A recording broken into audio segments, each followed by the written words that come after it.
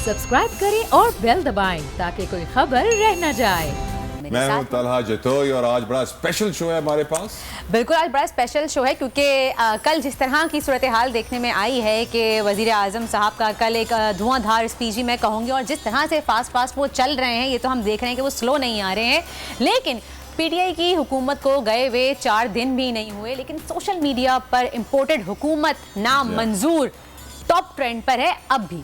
जी हाँ, और इसके बड़े असरात हैं। ये ट्रेंड दुनिया भर में एक मैसेज भेज रहा है कि पाकिस्तान में जो हुकूमत आई है वो पाकिस्तान में जमहूरियत के तहत नहीं आई, अवाम की राय से नहीं आई, अवाम के मैंडेट से नहीं आई है, बल्कि फॉरेन मैंडेट से आई है। ये बहुत खतरे की घंटी है क्योंकि यकीनन पाकिस्तान के इमेज पर कई मनफी असरात मुरतब होंगे। इससे दुनिया भर में ये मैसेज जा रहा है कि पाकिस्तान में इतनी हिम्मत नहीं है कि वो खुद अपने लीडरान का इंतखाब कर सकें। दुनिया भर में ये मैसेज जा रहा है कि पाकिस्तान इतना कमजोर मुल्क है कि कोई भी पैसे वाला मुल्क, कोई भी सुपर पावर चाहे तो उसको उलट पुलट कर सकता है। यकीनन ये वो मैसेज है जिससे पाकिस्तान का इमेज मुतासिर होगा और हर पाकिस्तानी मुतासिर होगा। हम जब भी दुनिया भर में ट्रैवल करते हैं, हमारा ग्रीन पासपोर्ट देख के हमें बिल्कुल एक धुतकारी हुई नजर से देखा जाता है कि ये कौन से मुल्क से आ गए। इसकी वजह यही है कि हम अपने मुल्क की खातिर शायद वो आवाज नहीं उठाते, वो इमेज नहीं क्रिएट करते जो हमें करना चाहिए। इस पर डिस्कशन होगी, लेकिन पहले नजर डालते हैं बड़ी खबर पर।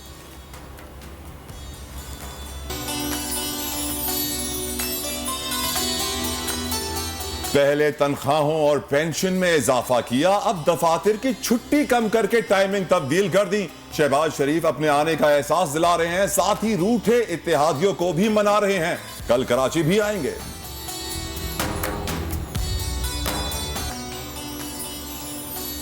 इम्पोर्टेड हुकूमत नामंजूर ट्रेंड अब भी टॉप पर है। पीटीआई एक खत की बुनियाद पर अमरीका मुखालिफ बयानियां तरतीब दे रही है। सफारती सतह पर नताइज क्या होंगे?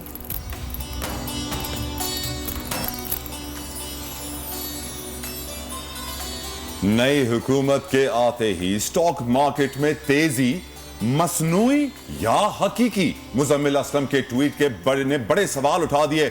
मार्केट में तेजी किसकी मंशा से हुई, ये भी आपको बताएंगे आज के शो में।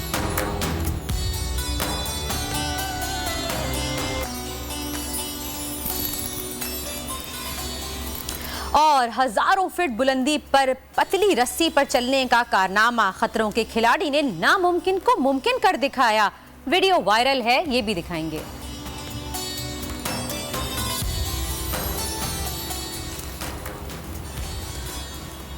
शहबाज शरीफ का बतौर वजीर आजम आज दूसरा दिन है और दूसरे ही दिन उन्होंने बड़ी फुर्तियां दिखाई हैं, साथियों से मिले हैं, बड़े अहकाम जारी किए हैं।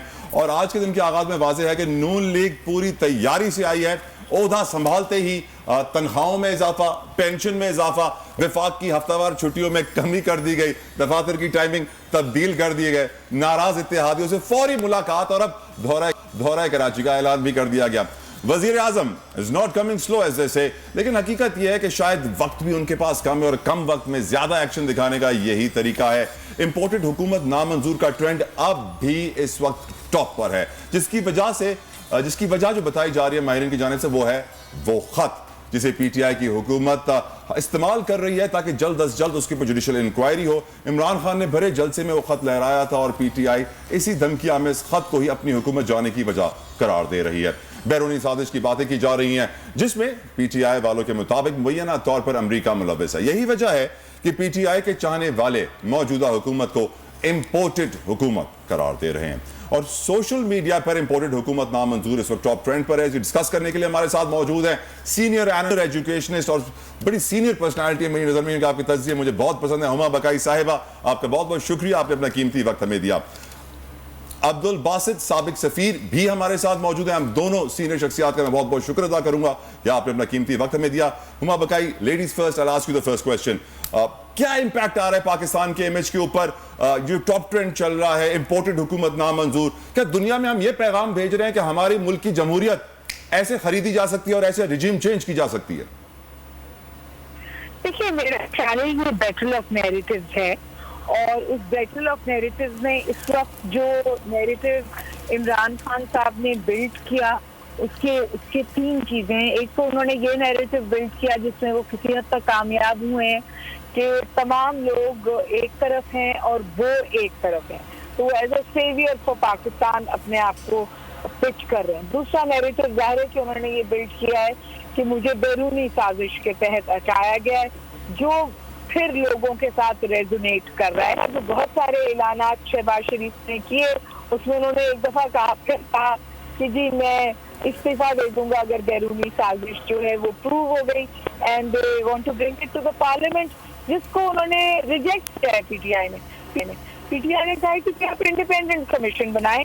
تو اگر صرف پارلیمنٹ سے یہ بات واضح بھی ہو جاتی ہے تو بھی پی ٹی آئی کا پچ یہی رہے گا کہ یہ تو مینیپولیٹڈ کمیشن رپورٹ تھی, انڈیپینڈنٹ کمیشن بننا چاہیے جیسے وہ جنرل طارق کے ساتھ بنانا چاہ رہے تھے. تو میرے خیال جو سب سے بڑا چیلنج ہے اس سے شہباز شریف صاحب کے پاس وہ ہے اپنی کریڈیبلٹی اور لیجیٹمیسی کو پاکستان کی عوام کے میں لانا.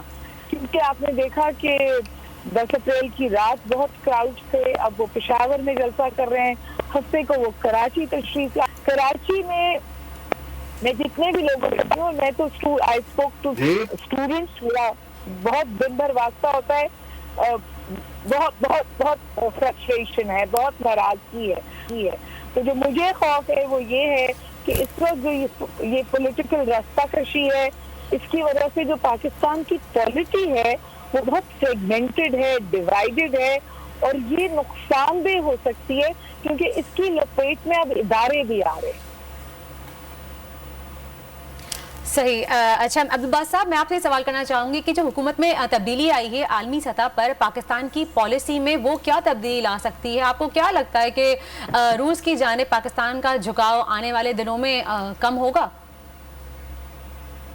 دیکھیے, روس کو اتنا اہمیت حامل نہیں ہے اس وقت. اصل بنیادی جو مسائل ہیں وہ ہمارا چین کے ساتھ اسٹریٹجک تعلق ہے, اس کو برقرار رکھنا ہے.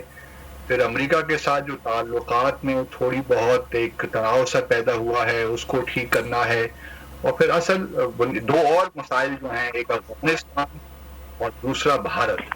ابھی 4 ایسے ریلیشن شپ ہیں جس میں نئی حکومت کو ایک ونڈو آف اپرچونٹی تو ملی ہے. اب دیکھنا یہی ہے کہ اس حوالے سے اب کیا ہوتا ہے, کیونکہ اس حکومت کا مسلم لیگ نون کا بہرحال چین اور سی پیک کی طرف کافی رجحان رہا ہے. پیپلز پارٹی کا بھی بہت انہوں نے کام کیا ہے اس حوالے سے.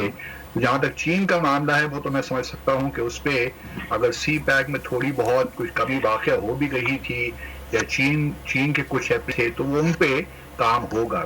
جہاں تک امریکہ کا تعلق ہے, امریکہ کے ساتھ آپ جانتے ہیں پچھلے 1-2 ماہ میں جو کچھ بھی ہوا ہے وہ کسی طور بھی میں نہیں سمجھتا کہ ہمارے لیے بہتر تھا پاکستان کے لیے. لیکن امریکہ اور پاکستان کے جو اختلافات ہیں وہ تو موجود رہیں گے, کیونکہ دیکھیے بنیادی طور پہ اس خطے میں ہمارا چائنا کے ساتھ اسٹریٹجک پارٹنرشپ ہے اور امریکہ کا جو اسٹریٹجک پارٹنرشپ ہے وہ بھارت کے ساتھ ہے. اور یہ ہو نہیں سکتا کہ ہمارے تعلقات یو ایس کے ساتھ اسٹریٹجک نوعیت کے ہوں. ہمارا ایک ٹرانزیکشن ریلیشن شپ ہے, ہمیں اسے بھارت مینٹین کرنا ہے, اس کو بہتر کرنا ہے. لیکن اگر کوئی یہ توقع رکھ رہا ہے کہ ہم امریکہ کے ساتھ کوئی اسٹریٹجک ہمارا ریلیشن شپ ہوگا, میرے خیال میں وہ ایلیوژن میں رہتا ہے. جہاں تک بھارت کا تعلق ہے, بھارت نے کل پرائم منسٹر مودی نے ہمارے وزیر اعظم کو میسج دیا اور اس نے پھر انہوں نے وہی دہشت گردی کا رات الاپا. اب دیکھنا یہ ہے کہ کا سلسلہ شروع کرتے ہیں تو کس بنیاد پہ کرتے ہیں. میرا ذاتی جو خیال ہے کہ اس وقت کشمیر اپ فرنٹ ہونا چاہیے. اگر ہم نے پرانے ہی فریم ورکس کو لیا, انہیں پہ ہم بات چیت کرتے رہے تو پھر آپ یقین اس میں پھر کوئی فائدہ نہیں ہے. Right sir. آپ نے چائنا, امریکہ, افغانستان, انڈیا کا ذکر کیا باسط صاحب. امریکہ of course center of attention ہے رائٹ ناؤ, کیونکہ اس وقت عمران خان کی پارٹی جو ہے امریکہ پر تنقید کر رہی ہے کہ انہوں نے گورنمنٹ چینج کی ہے, رجیم چینج کیا ہے. لیکن میرا آپ سے سوال یہ ہے کہ ہم ایبسولوٹلی ناٹ سے بیگر تو بن گئے ہیں, تو بیگر بننے کے بعد آپ کی نہیں سمجھتے کہ ہمیں اسرائیل کو بھی کنسیڈر کرنا چاہیے کہ ہم اسرائیل کو مار لیں تاکہ امریکہ بھی ہم سے خوش ہو جائے اور ہمارے معاشی حالات بھی بہتر ہو جائیں, کیونکہ سعودی عرب نے بھی ہم پہ پریشر ڈالا تھا کہ آپ اسرائیل کو مانیں, لیکن ہم نے نہیں مانا تھا. اسرائیل کا نام مجھے مسنگ لگا آپ کی لسٹ میں. دیکھیے 2 چیزیں ہیں, میں جو دونوں نیریٹیوز ہیں نا کہ we are not slaves and beggars are not choosers, یہ دونوں غلط ہیں. یہ دونوں 2 انتہائی نیریٹیوز ہیں جن میں کوئی صداقت بھی ہے. دیکھیے کہ ہمارے جو اس وقت ہمارے حالات ہیں اس میں ہم یہ بالکل نہیں کہہ سکتے کہ ہم انڈیپینڈنٹ فارن پالیسی پرسو کرتے ہیں، اور دنیا بھر میں کوئی بھی انڈیپینڈنٹ فارن پالیسی پرسو نہیں کرتا. ری ایڈجسٹمنٹس کرنی پڑتی ہیں، کمپرومائزز بھی کرنے پڑتے ہیں، لیکن دیکھا یہی جاتا ہے کہ الٹیمیٹلی جو آپ کے نیشنل انٹرسٹ ہیں، جو بنیادی نیشنل انٹرسٹ ہے، اس پہ کوئی نیگیٹو افیکٹ نہ ہو. اور دوسری طرف اگر آپ یہ کہیں کہ بیگرز آر ناٹ چوزرز، وہ بھی غلط ایک بیانیہ ہے، کیونکہ بہرحال اسی ملک میں ہم نے بہت سا یو ایس کا پریشر تھا، ہم نے نیوکلیر پروگرام بھی اپنا بنایا، اس ملک میں بہت سا پریشر تھا، ہم نے چین کے ساتھ اسٹریٹجک پارٹنرشپ بھی کی، اس ملک میں بہت سا پریشر تھا، ہم نے افغانستان میں بھی اپنا جو ہماری پالیسیز تھیں، انٹرسٹ تھے، ہم نے ان کو پروٹیکٹ کیا. تو یہ دونوں جو نیریٹیوز ہیں یہ انتہائی نیریٹیوز ہیں. Foreign policy black and white میں نہیں چلتی، ڈپلومسی کے جو گرے ایریاز ہوتے ہیں ہم اس میں آپریٹ کرتے ہیں. تو ہمارے لوگوں کو یہ سمجھنا چاہیے اور ہماری قیادت کو بھی یہ سمجھنا چاہیے کہ جو دونوں بیانیے ہیں یہ غلط ہیں. بیچ والا راستہ ہوتا ہے ہمیشہ، چاہے وہ پاکستان ہو یا کوئی اور ملک ہو. یہ صرف پاکستان کی بات نہیں کرتا، تمام ممالک کے لیے. جہاں تک اسرائیل کا تعلق ہے، میں نہیں سمجھتا کہ ابھی کوئی وقت آیا ہے اسرائیل کو تسلیم کرنے کا. ابھی بہت کچھ، ابھی تو سعودی عرب کو تسلیم کرنے دیں اور ممالک کو تسلیم کرنے دیں، اس کے بعد دیکھا جائے گا. ہمارا اس وقت فوکس جو ہمارا ہونا چاہیے وہ کشمیر ہونا چاہیے، کیونکہ پچھلے 3-3.5 سال میں، اس سے پہلے بھی فار دیٹ میٹر، کشمیر کو ہم نے ایک سائیڈ لائن کر دیا تھا. ہمارے لیے افغانستان پریورٹی ہونی چاہیے کہ وہاں کس طرح طالبان کی حکومت کو تسلیم کیا جائے تاکہ ہمارے پہ جو ایک پریشر ہے وہ کم ہو. تو اور بہت سے ایشوز ہیں جس سے فوکس کرنے کی ضرورت ہے.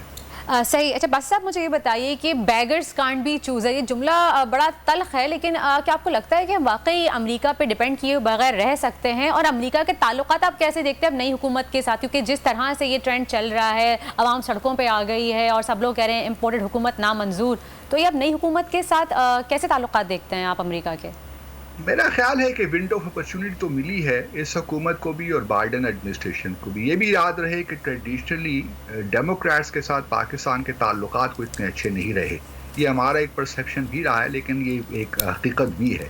اور دیکھیے، کوئی ملک بھی نہیں چاہتا کہ دوسرے ملک کی پبلک اوپینین اس کے خلاف ہو، اور یہ امریکہ کو ہی بہت کام کرنا پڑے گا کہ پبلک اوپینین پاکستان جو ہے اس کے خلاف ہوئی ہے تو اس کو تھوڑا بہت بہتر کیا جائے.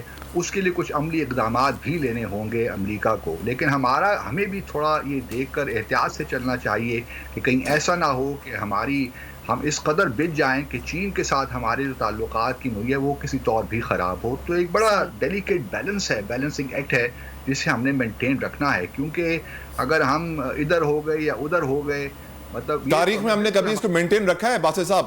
بریفلی، تاریخ میں کبھی ہم نے اس بیلنس کو آج تک مینٹین رکھا ہے؟ نہیں، ہم نے کیا ہے، ہم نے مینٹین رکھا ہے. اگر آپ دیکھیں پچھلے 15-16 سالوں میں تو کسی حد تک ہم نے مینٹین رکھا ہے، کیونکہ ہم نے چائنا کے ساتھ ہمارا یہ کنسنسس ہے نیشنل کہ ہم نے اپنا جو اسٹریٹجک پارٹنرشپ ہے چائنا کے ساتھ رکھنا ہے. میں سمجھتا ہوں کہ اس میں کوئی رکھنا نہیں آنا چاہیے. باقی امریکہ کے ساتھ ہمارے تعلق، رائٹ، سوری ٹو انٹرپٹ، وقت کی کمی ہے. سابق باسط صاحب آپ کا بہت بہت شکریہ. سینئر تجزیہ کار ہما بقائی صاحبہ تھی ہمارے ساتھ، آپ کا بھی بہت بہت شکریہ.